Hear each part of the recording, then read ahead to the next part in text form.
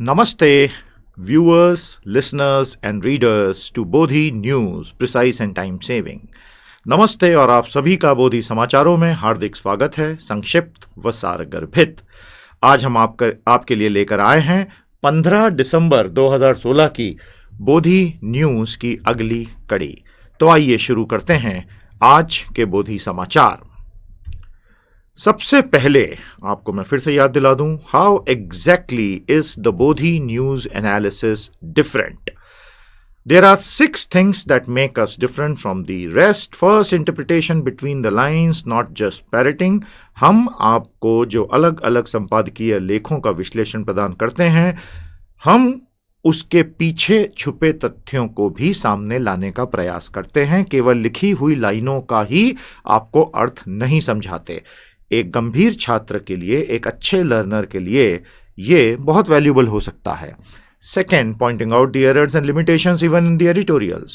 Editorials are ultimately written by human beings. We try our best to point out incongruencies and inconsistencies if we find any, thereby helping you realize that any story can really have multiple dimensions. Third, multiple sources for a well-rounded perspective. No blind and mindless adherence to any tradition. हम किसी भी एक स्रोत पर संपूर्ण रिलायंस न रखते हुए कम से कम 8 से 10 अलग अलग स्रोतों से सबसे बढ़िया लेख आपके लिए लाते हैं, ताकि आपको एक 360 डिग्री कनेक्टेड डॉट्स पर्सपेक्टिव दे सकें। Over the next few weeks and next few months, as you stay connected with us, you will realize the sheer raw power of this approach. Of course, it takes a lot more effort from our side, but then we enjoy it, so we do it. Fourth, bilingual for both English and Hindi medium student. अंग्रेजी और हिंदी माध्यम दोनों के छात्रों के लिए बोधि समाचार विश्लेषण, बोधि न्यूज एनालिसिस पूरी तरह से उपयोगी है। आप प्रोफेशनल हों, होम मेकर हों, स्कूल स्टूडेंट हों, कॉलेज स्टूडेंट हों, ग्रुप डिस्कशन इंटरव्यू की तैयारी कर रहे हों, MBA एंट्रेंस की परीक्षाएं दे रहे हों, या UPSC, बैंक PO, SSC की परीक्षा दे रहे हों, Bodhi news analysis will be your friend continuously. Fifth, regular 5 times a week with supporting PDF. सप्ताह में 5 बार हम आपके लिए न केवल ये वीडियो विश्लेषण लेकर उपस्थित हो जाते हैं, वरन इसके साथ में आपको सपोर्टिंग PDF और भी बहुत सारी सामग्री वाला देते हैं, जो आप स्क्रीन पर दिखाई दे रही लिंक news.bodhibooster.com पर जाकर प्राप्त कर सकते हैं। You must visit our site news.bodhibooster.com 5 times a week to get additional learnings and the downloadable supporting PDFs. We are sure you're doing it. And finally, point number 6, Bodhi News Analysis is free forever for everyone. We hope to have your affection and blessings always. That's the only motivation we need. Let's move on. These are the various sources, a small sample from which we derive our news for analysis, and the list is constantly growing. You are welcome to constantly check bodhibooster.com, the knowledge portal for learners and achievers, which we are enriching on a daily basis. और ध्यान रखें, ये सभी सेवाएं पूरी तरह से हिंदी में भी उपलब्ध हैं। तो चलते हैं आज के 5 एडिटोरियल्स एनालिसिस हेतु। Here are the 5 editorial for our news analysis today, in which we will give you a detailed point wise listing of our learnings. Number 1, we will look at the Chennai floods and the disaster management lessons learned. सबसे पहले हम देखेंगे चेन्नई में आए बाढ़ और उसके पश्चात आपदा प्रबंधन के सबक क्या सीखे गए। Second, the wheat policy in agriculture, minimum support prices, import duties and the crop worries. हम उसके बाद देखेंगे भारत सरकार की कृषि में गेहूं नीति पर एक नजर डालते हुए न्यूनतम समर्थन मूल्य, आयात शुल्क और फसलों से संबंधित क्या चिंताएं अभी चल रही हैं। Third, capital expenditure of states in the wake of demonetisation. क्या विमुद्रीकरण के पश्चात अलग अलग राज्यों के द्वारा किए जाने वाले पूंजीगत व्ययों में किसी प्रकार की कमी आने की संभावना है। यह होगा हमारा तीसरा एनालिसिस आज के लिए। Fourth, India revising its bilateral investment treaties BITs। ये एक बहुत ही गंभीर मुद्दा है और इस पर हम बहुत सारा अलग मटेरियल आपको लगातार अगले 6 महीने में देते जाएंगे। भारत अपने द्विपक्षीय निवेश संधियों में बहुत आमूलचूल परिवर्तन कर चुका है, करने जा रहा है। क्यों और इससे क्या होगा, इस बड़े जटिल विदेश व्यापार मुद्दे को हम समझना प्रारंभ करेंगे। और आज का 5वां हमारा संपादकीय लेख विश्लेषण के लिए होगा the incapable state and the need for social and impact investing. क्या भारत राज्य अपनी जिम्मेदारियों से विमुख हो चुका है और वो पूरी तरह से अब उतना सक्षम ही नहीं है कि नागरिकों को अच्छी सेवाएं दे सके? और क्या सामाजिक निवेश की आवश्यकता है? The first newspaper I am taking from which I will take up a few editorials will be The Hindu, और ये रहा हमारा आज का पहला संपादकीय विश्लेषण हेतु। Through a storm safely, एक तूफान से निकले सुरक्षा पूर्वक। Chennai has learnt its lessons from last year's floods, which is 2015, and ensured an efficient flow of disaster warning messages to face the severe cyclonic storm Varda in a relatively more efficient manner. ये बात बिल्कुल सत्य है। ऐसा लगता है कि 2015 में पिछले वर्ष चेन्नई में आई हुई बाढ़ और कुशलता से प्रवाहित हो रहे सोशल मीडिया में चल रहे आपदा चेतावनी संदेशों के माध्यम से चेन्नई ने अपना सबक ठीक से सीख लिया है, जिस वजह से वर्दा जैसे भयानक चक्रवाती तूफान से अपेक्षाकृत अधिक कुशल तरीके से ये लोग निपट सके। So this is definitely hats off for the local administration, despite the fact that the sad demise of Puratchi Thalaivi J Jayalalitha had put the administration in a limbo, but they rose to the occasion and they made sure that necessary flow of information happened. So congratulations to the administration, they have done a good job apparently. Though the storm disrupted the city's infrastructure, downing electricity and communication cables, blocking roads, disrupting rail and air transport, the government administration restored basic mobility overnight. ये बहुत देखने लायक बात है कि तूफान ने शहर की अवसंरचना को तहस नहस तो किया, बिजली और दूरसंचार तारों को तोड़ दिया, सड़कों पर अवरोध पैदा कर दिए, रेल और हवाई यातायात भी प्रभावित हो गया, लेकिन फिर भी एडमिनिस्ट्रेशन यानी सरकारी तंत्र और प्रशासन ने रातों रात इसे फिर से काम चलाऊ कर दिया, दुरुस्त कर दिया, restored basic mobility overnight. Again, if the administration in India across all the 600 plus districts remains vigilant like this, then the basic disaster management can improve drastically. All it needs is a proactive approach, not a reactive approach. Third, the storm also demonstrated that in the time of social media and internet, speedy official and community messages can influence the outcome of a catastrophe. They help reduce the number of casualties. बिल्कुल सही है. तूफान ने यह भी दिखा दिया कि सोशल मीडिया और इंटरनेट के युग में त्वरित सरकारी और सामुदायिक संदेशों से आपदा के प्रभावों को काफी हद तक प्रभावित कर सकते हैं, यानी कि सकारात्मक रूप से कम कर सकते हैं, और धन की हानि को कम करने में भी सहायता मिलती है. हालांकि इस बार धन की हानि तो बहुत हो गई. There was a lot of damage to the property, although the damage to human lifes was minimal. अब पॉइंट नंबर 3 में जो बड़ा संदेश है हमें समझना होगा. The larger lesson is that all the governments must use this technique across domains. अलग अलग क्षेत्रों में सभी सरकारों को इस तरह की तकनीकों का और कार्य पद्धतियों का प्रयोग अवश्य करना चाहिए. तो जब हम कहते हैं अलग अलग सरकारों ने, when we use the phrase all governments, which governments are we talking about? 1, the central government, 29, the state governments, the UT administrators, the entire local body governments, both urban and panchayat. Because India ultimately has a government structure working in 3 tiers, TIER, tier, 3 सतहों पर, 3 अनुक्रमिक ढांचे में, 3 स्तरीय अनुक्रमिक ढांचे में भारत की सरकारें काम करती हैं. केंद्र सरकारें, राज्य सरकारें, और उसके बाद आती है स्थानीय निकाय, शहरी और ग्रामीण अर्थात पंचायतें. Fourth, it is of course possible to learn even more by going back to citizens and harnessing the data on their experience using online tool. Author ये कहता है इस एडिटोरियल में, जो एक बड़ा अच्छा लिखा हुआ एडिटोरियल है, कि भैया हम और सबक सीख सकते हैं यदि हम नागरिकों की ओर पीछे जाके, अर्थात सरकार अपने आइवरी टावर से नीचे उतरे, नागरिकों के साथ खड़े होकर ये समझे कि ऑनलाइन साधनों से उनके फीडबैक्स ले, अनुभवों का दोहन करे. इसमें प्रॉब्लम क्या आएगी? This will soon turn into a tsunami of feedback, and that will need big data and IT capabilities presently not available across all governments. इसलिए ये practical suggestion नहीं होगा. Such weather events are a part of the climate system and their impact in the form of economic losses could well be greater going forward as development creates more assets in coastal cities. बिल्कुल सही है. Author ने global warming से जुड़ी सारी चिंताएं बता दी हैं. ऑथर ये कह रहे हैं कि यदि 2 अंश सेल्सियस का जो तापमान में वृद्धि का एक संकेत मिल रहा है, तो कुछ मीटरों से समुद्र की सतह, औसत सतह स्तर विश्व भर में बढ़ेगा, जिससे तटीय क्षेत्रों को भयंकर नुकसान होगा। और यदि 4 अंश सेल्सियस तक तापमान बढ़ गया तो संपूर्ण तबाही की हम अपेक्षा रख सकते हैं।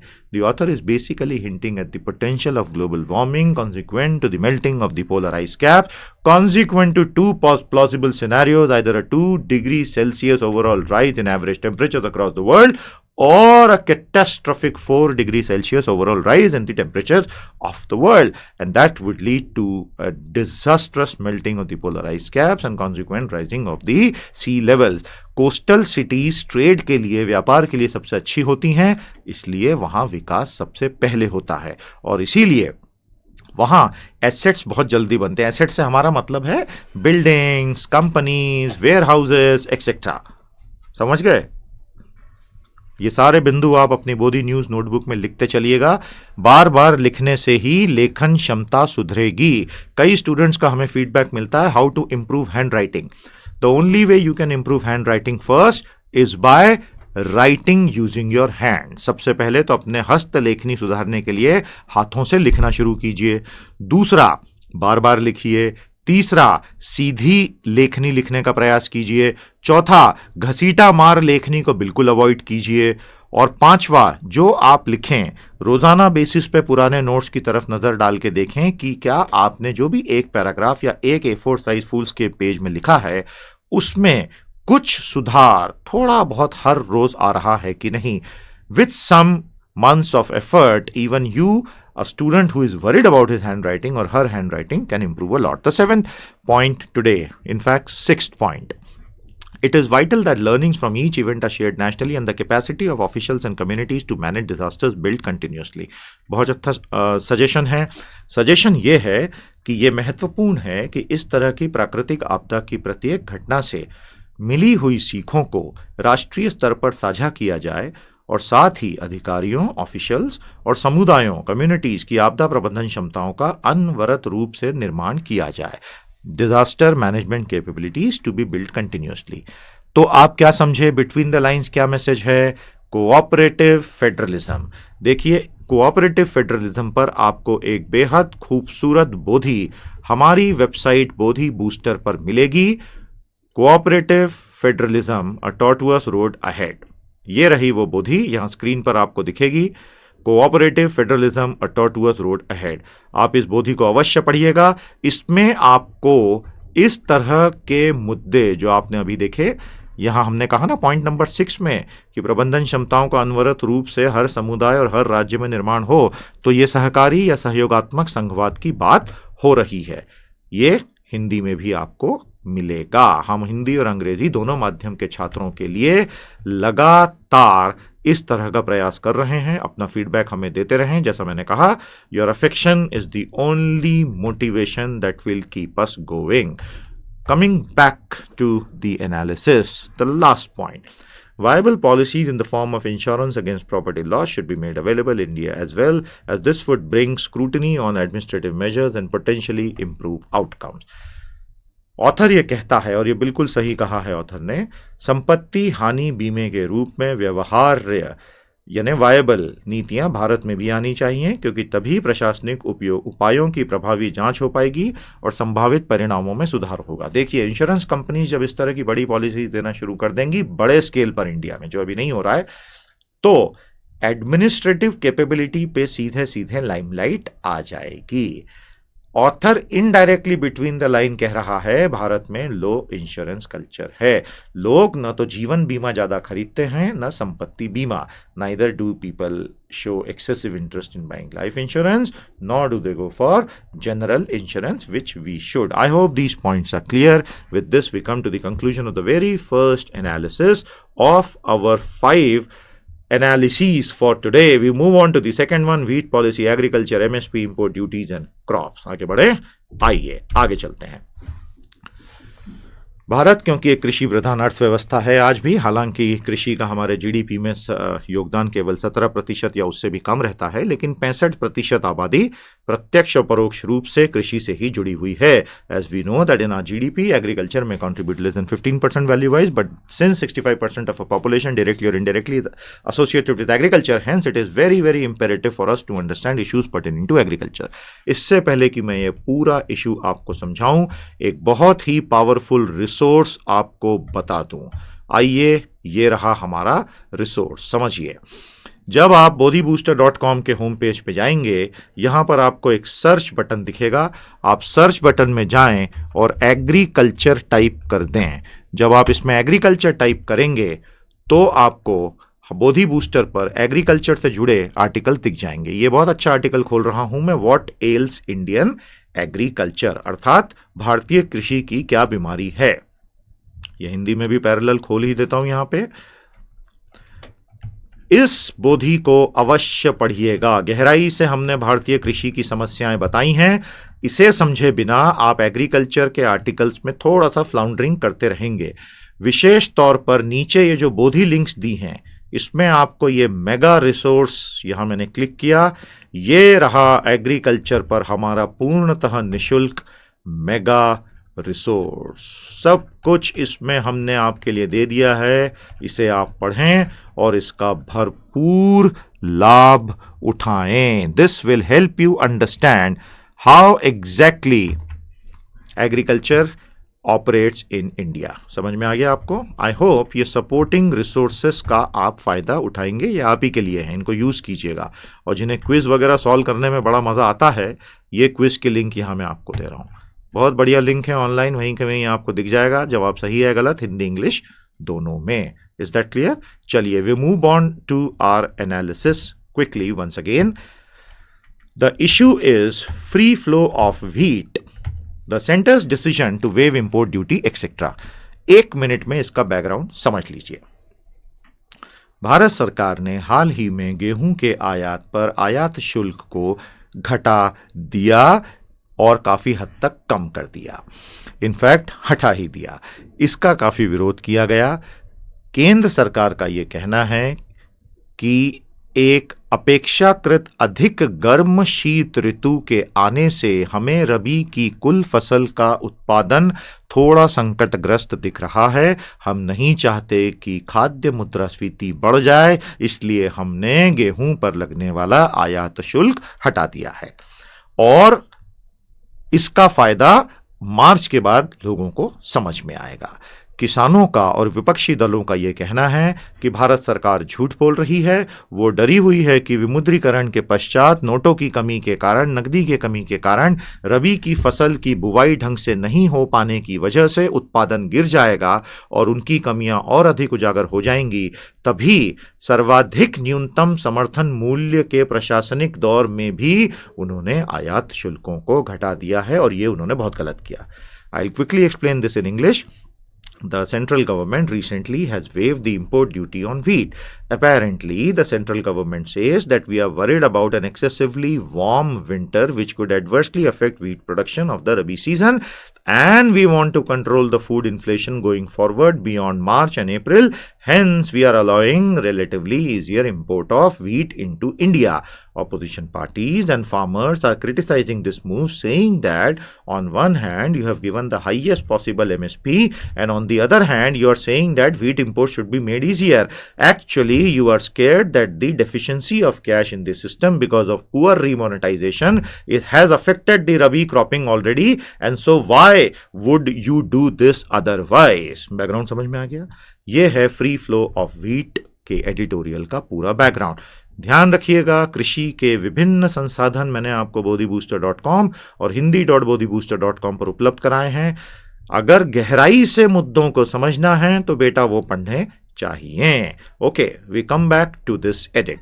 The center's decision to waive import duty on wheat has attracted criticism. Opposition questions the move as the government asserted that demonetization did not impact the sowing of the Rabi crop. गेहूं को आयात शुल्क मुक्त करने के सरकारी निर्णय की आलोचना हुई क्योंकि विपक्षी दलों ने इस कदम पर प्रश्न उठा दिए, क्योंकि सरकार ने कहा था कि विमुद्रीकरण का रबी फसल की बुआई पर प्रभाव नहीं पड़ेगा. आपको पता ही है भारत में 3 प्रमुख फसलें हैं, खरीफ है, रबी है और जायद है.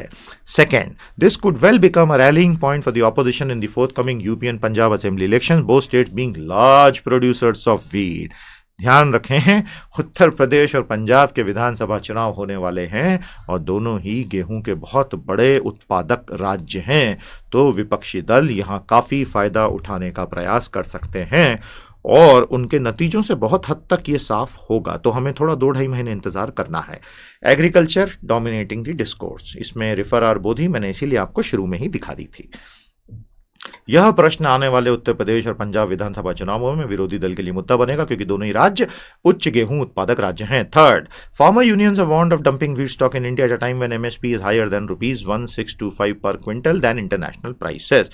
किसान संगठनों ने यह कहा है कि अब आपने जब ये इंपोर्ट ड्यूटीज हटा दी तो भारत में विदेशी गेहूं डंपिंग करेंगे. डंपिंग का मतलब होता है बेहद सस्ते दरों पर दूसरे देशों में अपने माल को ढोल देना. बिल्कुल एक क्रूड डेफिनेशन बता रहा हूं, अभी का काम हो जाएगा. और चेतावनी दी है क्योंकि न्यूनतम समर्थन मूल्य ₹1625 अंतर्राष्ट्रीय मूल्यों से फिलहाल अधिक चल रहा है. निश्चित तौर पर भारत सरकार ने भी इस बारे में सोचा ही होगा. Fourth, Farmers feel that this will lead to distressed sales when the current crop is harvested in March and April. किसानों को बहुत डर सता रहा है कि मार्च अप्रैल में जब रबी की गेहूं फसलों की कटाई होगी तब उनकी मजबूरी हो जाएगी कि आयातित गेहूं सस्ते में मिल रहा है तो उनका गेहूं कौन खरीदेगा, और इसलिए डिस्ट्रेस सेल होगा यानी कि आपात बिक्री. Fifth, the government has taken note of the concerns of a warmer winter forecast. ये पहले ही बता दिया मैंने आपको, इन्फ्लेशन के कारण सरकार ने किया, ऐसा सरकार की चिंता बताती है. Sixth, early this year when food prices were cooling of, the government had expected the continuation of the trend if the monsoon was normal and inflation was controlled, but wheat prices have been rising fast. देखिए 2016 की शुरुआत में खाद्यान्न कीमतें कम थी, food inflation थोड़ा control में लग रहा था, तब सरकार ने इसी तरह से फूड इन्फ्लेशन के कंट्रोल में जारी रहने का अनुमान बताया था. यदि मॉनसून सामान्य होता, जो कि लगभग हुआ, और मुद्रास्फीति नियंत्रण में रहे, जो कि रही लगभग, लेकिन गेहूं की कीमतों में तो वृद्धि होती चली गई, तो सरकार इस बात से चिंतित है कि मुद्रास्फीति बढ़ने से सभी लोगों पर असर आएगा, तो वो ना हो जाए, भले ही कुछ किसान चिंतित हो जाएं, ऐसा क्रिटिक्स कह सकते हैं. आखिरी बिंदु, it is true that fiddling too often with wheat import duty sends mixed signals to farmers and traders. अब ये बात तो बिल्कुल सही है कि गेहूं के आयात शुल्क से आप बार बार छेड़छाड़ अगर करेंगे तो किसानों और व्यापारियों में संदेश एक समान नहीं जाता है, मिश्रित संदेश जाता है. Record global harvest has lowered prices internationally. विश्व भर में गेहूं की कीमतें रिकॉर्ड उत्पादन की वजह से बहुत गिरी हुई हैं. ऐसे में डंपिंग का खतरा वास्तविक है. With higher MSP and less than adequate harvest domestically the government is keen to curb inflation. यही सरकार ने कहा था. तो ये थोड़ा सा एक टेक्निकल मुद्दा है कृषि का, जो मैंने आपको सरल भाषा में बिंदुवार हिंदी अंग्रेजी में समझाया है. और साथ ही आप bodhibooster.com पर जाकर इससे संबंधित बोधी देख लें, आपको लगभग सब कुछ समझ में आ जाना चाहिए. We move on to the third edit which we will now take from the Financial Express. ध्यान रखें, इन सभी चीज़ों का सपोर्टिंग मटेरियल का पीडीएफ आप news.bodhibooster.com से अवश्य प्राप्त कर लें. फाइनेंशियल एक्सप्रेस एक बड़ा अच्छा समाचार पत्र है और हम अब अपनी रडार की दिशा को घुमा के यहाँ ले आते हैं. Capex concern centre needs to up spending on project. Capital expenditure concerns, पूंजीगत व्यय की चिंताएं. केंद्र सरकार को अलग अलग परियोजनाओं पर अपना व्यय बढ़ाने का समय आ चुका है. With demonetization expected to impact tax revenue collections for nearly 3 months, states may need to curtail their capital expenditure for the current fiscal. तो ये एक काफी टेक्निकल इशू दिख रहा है. चलिए मैं पहले आपको इसका 60 सेकंड में बेसिक मीनिंग बता देता हूं. कैपिटल एक्सपेंडिचर अर्थात पूंजीगत व्यय. Whenever the state governments and the central government undertake capital expenditure, it helps create basic economic activity, economic movement, employment, and future generation potential of assets and income in any economy. That is why GFCF is considered connected to the consequent GDP. GFCF का अर्थ होता है gross fixed capital formation, अर्थात सकल स्थिर पूंजी निर्माण. आने वाले क्वार्टर्स में वो जीडीपी यानी ग्रॉस डोमेस्टिक प्रोडक्ट, सकल घरेलू उत्पाद पर सीधा सीधा असर डालता है। यदि आपका जीएफसीएफ गिरता जाएगा या सिकुड़ता जाएगा तो जीडीपी बढ़ेगा कैसे? हमेशा ध्यान रखिए, प्रोडक्टिव कैपेसिटी क्रिएशन किए बिना आप ओवरऑल प्रोडक्शन नहीं बढ़ा सकते, और इसके लिए कैपिटल एक्सपेंडिचर अर्थात मशीनरी में, प्रोजेक्ट्स में, नई कंपनियों में इन्वेस्टमेंट होना आवश्यक होता है। यह है इसका background. Point 1. With demonetization expected to impact tax revenue collections for nearly 3 months, states may need to curtail their capital expenditure for the current fiscal. बहुत बड़ी चिंता, विमुद्रीकरण यानी नोटबंदी से टैक्स कलेक्शन यानी कर संग्रहण को अगले 3 महीनों तक प्रभाव पड़ सकता है। ऑब्वियसली हम एडवर्स प्रभाव की ही बात करेंगे। स्टेट्स में need to curtail their capital expenditure यानी राज्यों को अपने पूंजीगत व्यय में कटौती करने की आवश्यकता पड़ेगी, ऐसा डर, ऐसी चिंता सता रही है। A group of 9 states, which account for 60% of GDP, has budgeted or had budgeted an increase of 15.8% in the current year. Bharat के 9 सबसे बड़े राज्य जो भारत के जीडीपी का 60% कंट्रीब्यूट करते हैं, उन्होंने वर्ष 2016-17 के लिए अपने कैपिटल एक्सपेंडिचर में 15.8% की बढ़ोतरी का वादा किया था, या उनका ऐसा योजना थी। लेकिन हुआ यह है कि अब रेटिंग एजेंसी इकरा यह कह रही है कि यह 15.8% न होते हुए 9 से 10% ही रहेगा, क्योंकि इन राज्यों का राजस्व भी डीमोनेटाइजेशन की सुनामी की वजह से गिरने की संभावना है। यह समझ में आ गया?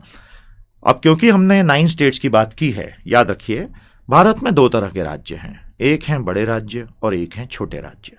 जब भी कोई ऑल इंडिया टैली बनती है कि सबसे इंडस्ट्रियलाइज्ड यानी सबसे औद्योगिकृत राज्य कौन से हैं, तो हमें बड़े राज्यों की सूची अलग बनानी चाहिए, छोटे राज्यों की सूची अलग बनानी चाहिए, नहीं तो हम एप्पल्स और ऑरेंजेस के कंपैरिजन के चक्रव्यूह में फंस जाते हैं।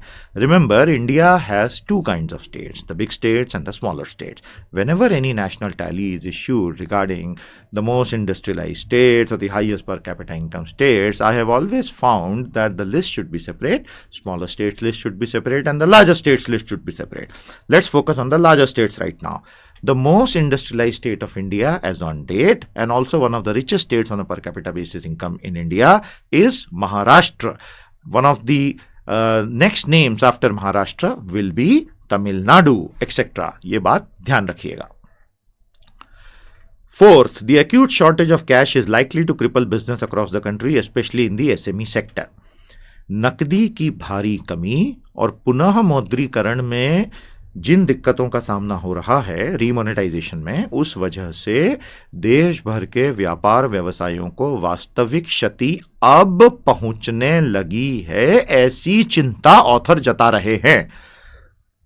और वो कहते हैं कि विशेष रूप से लघु और मध्यम उद्योगों यानी कि स्मॉल और मीडियम स्केल इंडस्ट्रीज को ये मार ज्यादा पड़ रही है। एसएमई पर एक छोटा सा नोट आप ध्यान रखिएगा। Around 70% of India's GDP is contributed by the SME sector. Bharat के जीडीपी का 70% तक छोटे और मझोले स्तर के व्यापार व्यवसाय योगदान में देते हैं। दूसरा, मैंने आपको लेबर की इक्वेशन बता दी थी, 65, 35, 15, 85। 65% आबादी कृषि में, 35% गैर कृषि में, उस 35 में 15% संगठित व्यवसायों में, 85% असंगठित व्यवसायों में। Fifth, although states were spending at a fairly fast pace in the first couple of months of the current year, the pace has slowed down now. हालांकि 2016-17 में बहुत तेजी से कुछ पहले महीनों में राज्य अपना पूंजीगत व्यय तो बढ़ा रहे थे, लेकिन बाद में अब ये गति एकदम से कम हो गई है, और इनडायरेक्टली फाइनेंशियल एक्सप्रेस का ये ऑथर कह रहा है कि डीमोनेटाइजेशन की वजह से ऐसा हुआ हो सकता है। Sixth, this is unfortunate since investments have contracted for 3 consecutive quarters. अब ये बहुत दुख की बात है कि लगातार 3 तिमाहियों तक निवेश सिकुड़ता चला गया है। This is partly because the central government is not investing too much. और ऑथर ये कहता है कि ऐसा आंशिक रूप से इसलिए हो रहा है क्योंकि केंद्र सरकार अब अधिक निवेश कर ही नहीं रही है। यह है कॉन्सेप्ट ऑफ जीएफसीएफ और जीडीपी, जिसमें प्राइवेट कैपिटल भी अपना योगदान देती है। Seventh, however, it is possible that investment increases more with an increase in the center's tax collection. अब इसमें रे ऑफ होप देख लीजिए, which will give some room to the government to roll out some infrastructure project. देखिए, विमुद्रीकरण का मुद्दा जब से शुरू हुआ, ever since this demonetization issue has hit all of us, we have realized that a very important aspect of this demonetization debate definitely is the fact that If the RBI's liabilities will be extinguished, will there be a scope for the RBI to really issue some excessive dividends to the government of India? इन चीज़ों पर हमने अपनी विमुद्रीकरण की बोधी में बहुत विस्तार से चर्चा की थी। आप वो टेक्निकल जानकारी के लिए इन बोधियों को अवश्य देखिएगा। जैसे हमने विमुद्रीकरण के क्या क्या प्रभाव हो सकते हैं फाइनली, उस पर एक डिटेल इंसाइट हमारी इन बोधीज में दिया था। आप इन्हें पढ़ लीजिएगा। क्या आरबीआई की लायबिलिटी एक्सटिंग्विश हो सकती है कई लाख करोड़ रुपए से? उर्जित पटेल साहब ने सीधे सीधे इस बात से इनकार कर दिया था। तो वो सारे इकोनॉमिक एनालिस्ट जिन्होंने ये कहा था कि ऐसा होगा, उनकी बातें गलत साबित हो गई। और दूसरा, the amount of cash that has come back into the system is not falling short by several lakh crore. In fact, it may even exceed the initial expectation. That will put the central estimates in a fix. तो यदि ऐसा हुआ कि सरकार के tax collection बहुत, तो वो तो मैंने अभी जो आपको समझाया था वो एक अलग मुद्दा था, विंडफॉल डिविडेंड, तो वो तो खारिज कर दिया उर्जित पटेल साहब ने। पॉइंट 7 कहता है कि जब करोड़ों लोग टैक्स नेट में अब आ गए, a lot of people who were earlier not paying taxes because of this tsunami of demonetization, they have been forced to declare everything and come into the white economy. Although ये criminals नहीं हैं, ये वो लोग थे जो पहले declare नहीं करते थे, इनकी एक्टिविटीज वैलिड बिजनेसेस थी। इस वजह से अचानक से भारत सरकार का टैक्स आधार बहुत बढ़ जाएगा, और यदि टैक्स बहुत बढ़ा तो सरकार डेफिनेटली इंफ्रास्ट्रक्चर प्रोजेक्ट्स में इन्वेस्ट करेगी। समझ में आ गया किस तरह से अलग अलग बिंदु आपस में जुड़ जाते हैं? These are the range of services. For those who are interested in very deep Bodhi Prabodhan sessions where we also take up issues from the Economist magazine internationally, etc., should enroll in the premium Bodhi Booster service. ये सब हिंदी में उपलब्ध। आइए अब 4th edit पर चलते हैं आज के more than a bit of protectionism. ये हमने लिया है द हिंदू अखबार से, जो मैंने आपको थोड़ी देर पहले यहाँ दिखाया था। ये मुद्दा क्योंकि बहुत रोचक और बहुत काम का है, इसलिए ये 4th बिंदु हम यहाँ पे लेंगे। आइए we come to the 4th analysis, और ये क्योंकि पूरी तरह से एक टेक्निकल मुद्दा है, मैं आपको इसका बैकग्राउंड समझाना आवश्यक मानता हूं। देखिए, India has been inviting foreign investment after 1991. Ever since P.V. Narasimha Rao started liberalization, privatization and globalization, LPG in India, we tried to become a magnet for foreign capital, and we wanted to have more and more foreign capital so that local asset creation and consequent GDP progress and employment generation could be done, because India was falling short as far as capital is concerned. Over the next 25 years, this trend picked up. However, as we became an attractive magnet for foreign capital, हमारा total FDI inflow $300 billion है, हालांकि आज ही कुछ हफ्तों पहले ही एक milestone cross हुआ। तो जैसे जैसे our foreign investment base increased, the number of disputes also increased. For example, the अंतरिक्ष देवास dispute, जिसमें इसरो खुद उलझ गया था, Vodafone dispute, Telenor dispute, Sistema dispute, White Industries of Australia versus Republic of India dispute, ऐसे बहुत हो गए। भारत सरकार को ऐसा लगने लगा कि on one hand we are trying to invite foreign capital, on the other hand disputes are increasing in which a sovereign state like India is forced to become a party, which naturally it is because that is the legal status of it, and then pay damages. तो यहां 3 मुद्दे balancing के हैं: investor rights, investor responsibilities and regulatory space. कोई विदेशी निवेशक आता है तो नेचुरली उसके कुछ अधिकार हैं, वो निवेश तभी करेगा जब आप उसके निवेश को प्रोटेक्शन दोगे। इन्वेस्टर रिस्पॉन्सिबिलिटी, साथ ही साथ उसकी कुछ जिम्मेदारियां हैं। और तीसरा है रेगुलेटरी स्पेस, यानी भारत सरकार को अपने हाथ पांव हिलाने की आजादी और स्वतंत्रता। ये तीनों को यदि आप बैलेंस करेंगे तभी फॉरेन इन्वेस्टर्स भारत में आएंगे और भारत सरकार भी खुश रहेगी। मोदी सरकार ने 2015 में government of India draft model BIT पेश किया, यानी बायलैटरल इन्वेस्टमेंट ट्रीटी का ड्राफ्ट मॉडल पेश किया। बायलैटरल इन्वेस्टमेंट ट्रीटी यानी द्विपक्षीय निवेश संधि समझौते का नया मसौदा पेश किया, क्योंकि इतने सारे डिस्प्यूट्स होने लग गए थे कि सरकार को लगा अब एक बिल्कुल फ्रेश लुक लेने की आवश्यकता है। यह आपको बेसिक फंडा समझ में आ गया कि नहीं? इस तरह से आप ministry of commerce and industry की वेबसाइट पे भी और बहुत सारे ओरिजिनल डॉक्यूमेंट्स देख सकते हैं। ऑथर काफी क्रिटिकली इसको एनालाइज करते हैं और क्रिटिकल भी हो जाते हैं। तो अब इसको हम समझें और जहां जहां ऑथर से गलती हुई होगी मैं इशारा कर दूंगा। The government's stand on foreign investment is astonishing. On the one hand, it is going all out for foreign investment under Make in India. On the other hand, it is reducing legal protection for this investment. ये दोनों author कहते हैं कि भारत सरकार का विदेशी निवेश पर रुख एस्टॉनिशिंग है, यानी यकीन करने लायक ही नहीं है। एक और मेक इन इंडिया में वो सबको बोल रही है कि निवेश कीजिए, दूसरी ओर वो इसी निवेश को दिया जाने वाला कानूनी संरक्षण घटा रही है। An example is the expiration of the bilateral investment treaty with Netherlands in November due to India unilaterally terminating the treaty. Author ये कह रहे हैं कि इसका एक उदाहरण, यानी जो आरोप इन्होंने लगाया ना कि हमारा ये भारत सरकार का रुख एस्टॉनिशिंग है, इसका एक उदाहरण है नीदरलैंड्स के साथ हमारे द्विपक्षीय निवेश समझौते को भारत सरकार द्वारा अचानक से समाप्त किया जाना। उसी तरह 57 दूसरे देशों को भी हमने बीआईटी टर्मिनेट करने का नोटिस भेजा, जिसमें 20 यूरोप के देश भी हैं। Actually, India will replace the cluster of EU BITs with the India-European Union Bilateral Trade and Investment Agreement। तो ये इस तरह से होने वाला है। तो वो इंडिविजुअल की बजाय एक क्लस्टर को हटाकर एक सिंगल IEUBTIA से रिप्लेस करने का प्रयास कर रही है। These treaties, point 4, play a critical role in protecting foreign investment by holding the host states, यानी India, accountable for the exercise of regulatory power, thus furthering the international rule of law। इस पे मैं आपको एक बहुत critical insight दूंगा जो इन author से बिल्कुल अलग है। देखिए, ऑथर ये कहते हैं इन संधियों का रोल बड़ा महत्वपूर्ण है, क्योंकि ये विदेशी निवेश को सुरक्षा देते हैं। कैसे देते हैं? जो मेजबान देश है, होस्ट स्टेट यानी भारत, उन्हें अपनी विनियामक शक्तियों का प्रयोग करने से ये संधियां अनेक दायरे पैदा करती हैं, जिससे कोई भी देश अजीबोगरीब तरीके से रातों रात नए नियम नहीं बना सकता। नहीं तो निवेश खतरे में पड़ जाएंगे तो लोग निवेश ही क्यों करेंगे? और ऐसा होने से अंतर्राष्ट्रीय कानून का राज मजबूत होता है। यहां मैं सिर्फ एक छोटी सी चीज इन दोनों ऑथर्स को याद दिलाना चाहूंगा।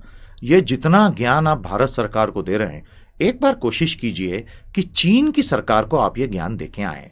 या तो आपको अरेस्ट करके चीन की सरकार जेल में डाल देगी, और या आपको बोलेगी कि हम आपकी बात मानते ही नहीं है, आपका आर्टिकल हम छपने ही नहीं देंगे। ये मैंने आपको बिल्कुल बिटर ट्रूथ बताया, सुनने में ही आपको हंसी आई होगी, सच्चाई यही है। याद रखिए, the government of China has violated practically every international rule of law if it found that it impinged on its local sovereignty even to the slightest bit। वो तो भारत में अभिव्यक्ति की स्वतंत्रता है, तो हर कोई यहां सरकार के चीथड़े उड़ाने में लगा हुआ है। चाइना में आप ये कर ही नहीं सकते हो। हाल ही में पिछले 3 सालों में शी जिनपिंग साहब के आने के बाद चाइना में कई विदेशी कंपनी के सीईओs को गिरफ्तार करके जेल में डाल दिया गया है। पता कीजिएगा, रिसर्च कीजिए, आपको सब पता चलेगा। और तो और इंटरनेशनल रूल ऑफ लॉ, जिसकी लाठी उसकी भैंस के नियम पे चलता दिख रहा है। अरे नहीं तो साउथ चाइना सी में चाइना मानव निर्मित द्वीप बनाकर उन पे हथियार तैनात करता क्या? भारत इन सब नाइस्टीज में उलझकर इंटरनेशनल रूल ऑफ लॉ आगे बढ़े, इस चक्कर में नेहरू जी ने तिब्बत भी गवा दिया, कश्मीर का बहुत बड़ा हिस्सा भी गवा दिया, यूनाइटेड नेशन सिक्योरिटी काउंसिल में चाइना को मेंबर बनवा दिया, भारत पीछे रह गया। तो या तो हम ये सब करते चलें और पूरी तरह से कमजोर और एक याचक देश बन के रह जाएं, और या अपने इंटरेस्ट को प्रोटेक्ट करके चलें। मेरा ऐसा मानना है कि भारत की सबसे बड़ी ताकत है हमारा मार्केट साइज। हमें सारी विदेशी कंपनियों को अपने बाजार के आकार का लालच देकर यहां लाना चाहिए, जिससे वो पैसा कमा सकें। लेकिन कहीं भी यदि भारत सरकार को लगे, और with a right balance mind लगे, ऐसा नहीं है कि डिपेंडिंग ऑन वन मिनिस्टर, कि भाई भारत की सोवरेंटी पर या भारत के ओवरऑल हितों पर नुकसान होगा। I believe the sovereign state should be empowered to do a time-bound revision of its approach. तो ये इसका बिल्कुल अलग पहलू है इस एडिट का, ये आपको समझना जरूरी है, अदरवाइज क्या होगा, पूरा आपका बायस्ड पर्सपेक्टिव बन जाएगा, which is dangerous because that will become your truth. Fifth, from 94 to 2011, India signed 70 odd BITs tilted heavily in favor of investment protection against the host state's regulatory power. Instead of correcting this narrative by balancing investment protection, the pendulum has now swung to the other extreme. अपना criticism ये continue ही रख रहे हैं इसमें. 6. Termination of BITs by India will not impact existing foreign investment because most Indian BIT यानी bilateral investment treaty contains survival clauses ensuring availability of treaty protection for existing investment for 10 to 15 years after the expiration of the treaty. ये बात बिल्कुल सही है और ये naturally India इसको हमेशा ऑनर भी करता है. इसी मुद्दे से जुड़ा एक और मुद्दा है, हाल ही में टाटा और डोकोमो का जो भारी संघर्ष चल रहा है, जो एक बहुत बड़ा फ्लैश पॉइंट था साइरस मिस्त्री साहब को उनके पद से हटा दिए जाने हेतु भी. 7th, today India is not just an importer. ये मुद्दा थोड़ा अच्छा है. Today India is not just an importer but also an exporter of capital. आज भारत केवल पूंजी का आयात नहीं करता बल्कि वो निर्यात भी करता है. देखिए 2001 में भारत ने $1 बिलियन निर्यात की थी पूंजी, यानी we were the foreign investors for other countries. 2016 में हमने $21 बिलियन किया, तो हम अब एक छोटे इन्वेस्टर नहीं है. Given the reciprocal nature of BIT, the termination will also reduce the protection available to Indian companies abroad. इनका कहना है कि BITs यदि आपने एक तरफा रद्द किए तो भारतीय निवेश जो दुनिया भर में हुआ है उसको भी मिलने वाला संरक्षण उसी हद तक प्रभावित हो जाएगा. यहां मैं आपको आगे रिसर्च के लिए एक बहुत अच्छा मुद्दा दे देता हूं, sovereign wealth fund of India, Bharat का संप्रभु संपत्ति निधि. इस पे आप रिसर्च कीजिएगा, आपको और बहुत सारे मुद्दे पता चलेंगे. तो ये काफी टेक्निकल एडिटोरियल था, लेकिन सवाल आते हैं इसलिए हमने ले लिया. आज का हमारा आखिरी मुद्दा सोसाइटी, स्टेट, सिटीजन राइट्स और states capability to live up to its promise पर आधारित है. ये हैं हमारे आज के 5 एडिट्स जो मैंने आपको अभी फिर से स्क्रीन पर दिखाए. आइए 5वें एडिट पर तुरंत चलते हैं. ओके, द स्टेट, ये हमने लिया है टाइम्स ऑफ इंडिया से. The state does not have the capacity to meet basic expectations, we need to marry social entrepreneurial energy to capital. इसका बैकग्राउंड मैं आपको बहुत जल्दी समझा दूं. ये बहुत सरल एडिट है लेकिन बहुत ही पावरफुल इश्यू पे है. इसके ठीक बाद मैं आपको बताऊंगा पॉसिबल एग्जाम क्वेश्चंस आज के 5 एडिट पे क्या आ सकते हैं. तो the state does not have the capacity to meet basic expectations, we need to marry social entrepreneurial energy to capital. Bharat में स्टेट से हमारा आशय है सरकार, यानी कि सरकारें, तीनों स्तर की सरकारें, central, state governments and the local body governments. Bharat में एक आम नागरिक के जीवन की गुणवत्ता बहुत सारे खतरों से भरी हुई है. यदि आप पर कोई विपत्ति आ जाए, वो आपकी स्वास्थ्य की विपत्ति हो सकती है, वो आप पे कोई जीवन पे खतरा मंडरा सकता है, वो आप हो सकता है अचानक से गरीब हो जाएं, वो आपके बच्चों की शिक्षा से जुड़ा मुद्दा हो सकता है, वो सांस लेने के लिए स्वच्छ वायु का मुद्दा हो सकता है.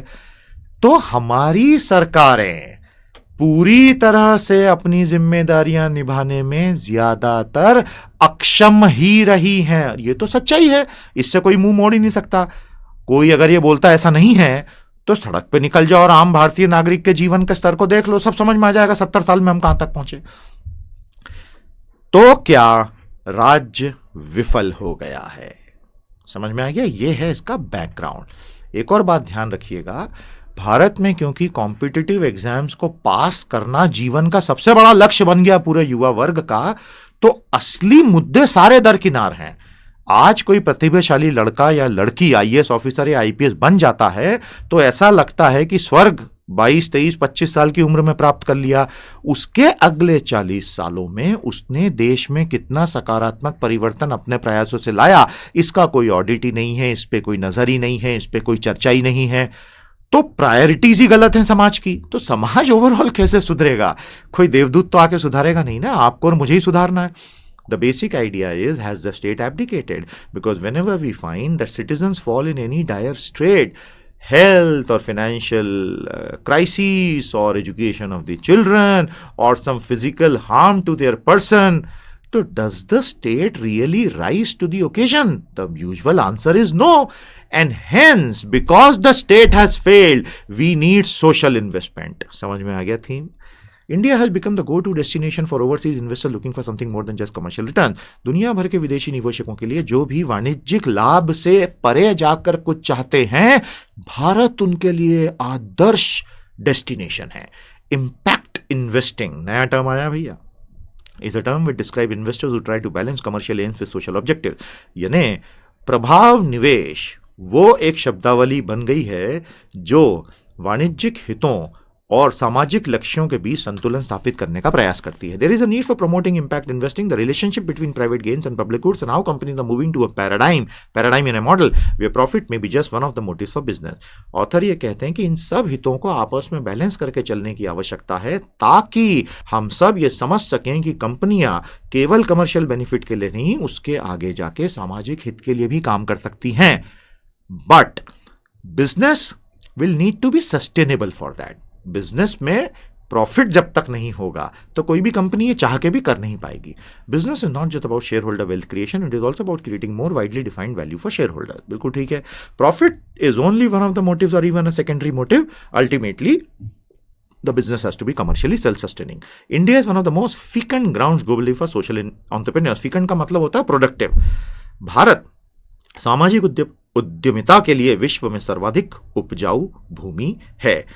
And finally in India the state just does not have the capacity. ये सबसे गंभीर आरोप है और मेरे लिहाज से ये आरोप सत्य है.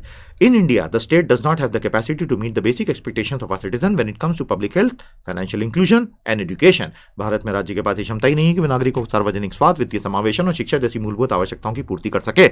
और ये हमारे 70 साल के सरकारी व्यवस्था, पब्लिक लाइफ और समाज के मुंह पे सबसे बड़ा स्लैप है. ध्यान रखिएगा, we will not become great by creating more complex and competitive entrance exams.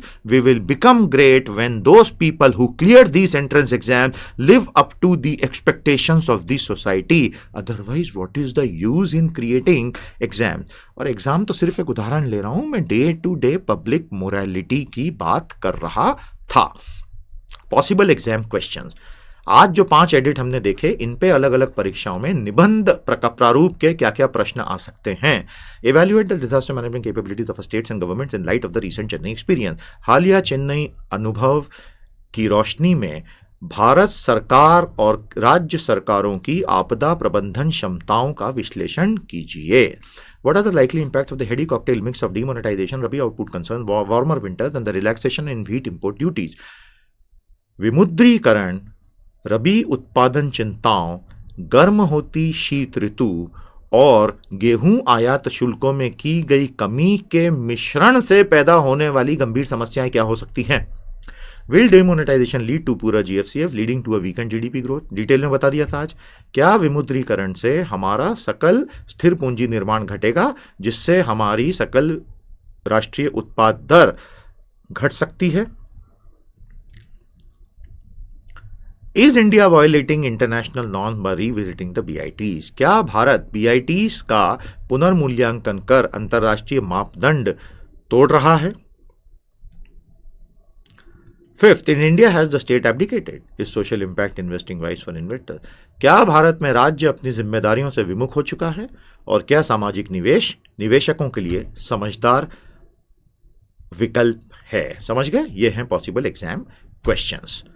कुछ और एडिटोरियल्स इंडियन एक्सप्रेस के, इकोनॉमिक टाइम्स के, प्रभात खबर जैसे अच्छे अखबारों के हम आने वाले समय में लेते रहेंगे. फ्री रिसोर्सेस आपके लिए यहाँ अवेलेबल हैं, डाउनलोडेड पीडीएफ भी है और अपनी खुद की रिसोर्सेस लाइब्रेरी हमारे साथ साथ बनाते चलिए.